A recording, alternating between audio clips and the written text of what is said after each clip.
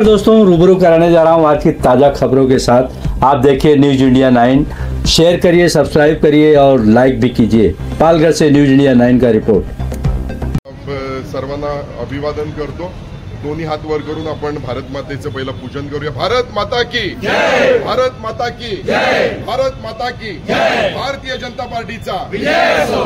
सर्व कार्यकर्त्यांना कळायला पाहिजे की आपलं हे नक्की जातीनिहाय जनगणना म्हणजे झालं काय आणि नक्की त्याचा फायदा कोणाला होणार, यासाठी आपण हे दोन शब्द कार्यकर्त्यांसाठी आणि लोकांसाठी पण आपण हे सगळ्यांना सांगायला पाहिजे। ज्या दिवशी स्वातंत्र्य आपल्याला मिळालं त्याच्यानंतर संविधान या इकडे प्रस्थापित झालं आणि संविधानामध्ये शेड्यूल्ड कास्ट आणि शेड्यूल्ड ट्राइब अशा दोन जाती या शेड्यूल्ड झाल्या, म्हणजे अनुसूचित झाल्या, ज्या सूचित झाल्या। मात्र त्याचबरोबर ओबीसी म्हणून हा जो घटक होता तो शेड्यूल्ड झाला नव्हता, कारण त्याच्या मागे असं होतं की कुठेही जातनिहाय जनगणना झाली नव्हती।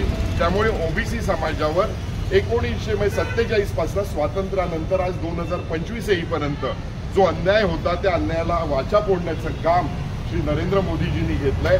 त्यामुळे आज एक भारतीय जनता पार्टीचा नेता म्हणून नाही किंवा ओबीसीचा नेता म्हणून नाही, एक सर्वसामान्य शेतकरी कुटुंबात जन्माला आलेलो मी किंवा एका कुणबी जातीत जन्माला आलेलो मी, हा मला काय काय फायदा होणार आहे हे 2 मिनिटात तुम्हाला सर्वांना समजून सांगतो। ज्यावेळी दोन जाती ज्यावेळी झाल्या, शेड्यूल्ड ट्राइब आणि शेड्यूल्ड कास्ट, त्या कशा झाल्या त्या पहिलं लक्षात घ्या। जे जंगलात, जे शहराच्या बाहेर, गावाच्या बाहेर अत्यंत जंगलात राहत होते त्यांना ट्राइब हा दर्जा देण्यात आला आणि त्या शेड्यूल्ड झाल्या। ज्याच्यामध्ये आपण हे करतो की पालघर हा जिल्हा पेसामध्ये आपण आदिवासी बहुल भाग आहोत। शेड्यूल्ड ट्राइब जास्त इकडे राहतात, त्यांना शेड्यूल्ड ट्राइब हा दर्जा मिळाला।